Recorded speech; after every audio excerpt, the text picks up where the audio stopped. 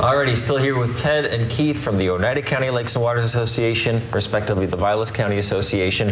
So Ted, we talked right before this about how runoff can really affect lake quality, impact the animals inside that lake. Yeah, that's right. One of the best things that we can do if we own lake property is remember that what we do on land affects what happens in the water.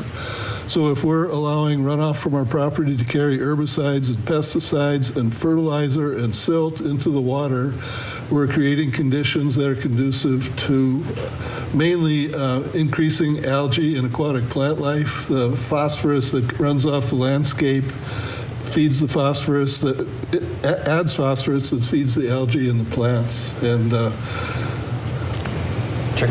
And Keith, what are aquatic invasive species and how can we prevent them from spreading?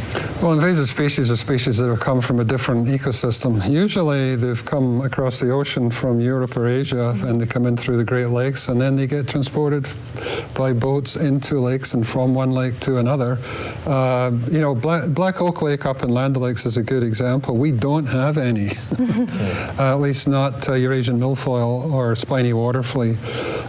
But we have 800 boats enter Black Oak Lake during the summer, and a third of those boats have come from another lake.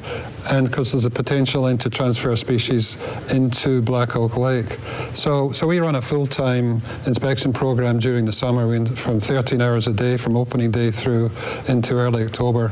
So we're looking for Eurasian milfoil, we're looking for spiny water flea, and there's some things that are very difficult to find out too, which is Chinese, say Chinese mystery snail. But what boaters can do is they can check their rig, they can check the axles on the trailer, they can check their propeller, they can check their fishing tackle, they can make sure that they empty their wells, their live wells, as they go from one lake to another. And then they can also be friendly to our inspectors at the lake and cooperate and let us help them keep our lakes healthy. Definitely. Because invasive species, well, again, speaking to economic self-interest, they can really reduce property values.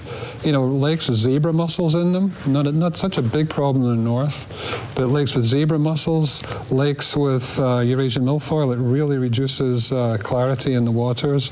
I mean, it really impacts the waters, the pleasure that you can have from the waters and affect the ecosystem. We have so many more topics to get to. Only about a minute and a half left. So Ted, quickly here, the climate is changing.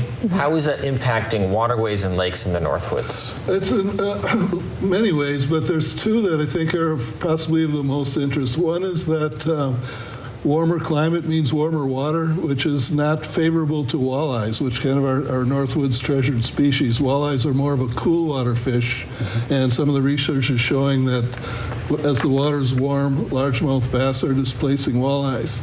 The other thing that's maybe more significant to the ecosystem is that warmer temperatures are causing shorter ice duration in the winter. That causes a variety of problems, one of which is that the ice in and ice out times become more irregular, which affects walleyes when they spawn. Juvenile walleyes can hatch. If the ice goes out too early, juvenile walleyes can hatch before they have food to eat in the water. So those are just two of the ways. There's many more. I'm sure. And Keith, in regards to us talking about protecting our waters and the climate change and the future of it, there is going to be a very important meeting that is going to be held at Nicolet College. So if you want to give more information to those interested and when it is. Only about 20 seconds, sorry. July 12th, Nicolet College. And it starts at 8:30 in the morning, and there will be breakfast there. You don't have to register, you don't have to pay, but there will be breakfast, there'll be tables to talk to people, and then there'll be fabulous talks from various statewide individuals. Sorry to cut you off. Of course, which is important. Wish we had more time. But that meeting will be awesome. July 12th. Thanks so much for coming on, Ted and Keith. Thank you. Thank you. All right, we'll be right back.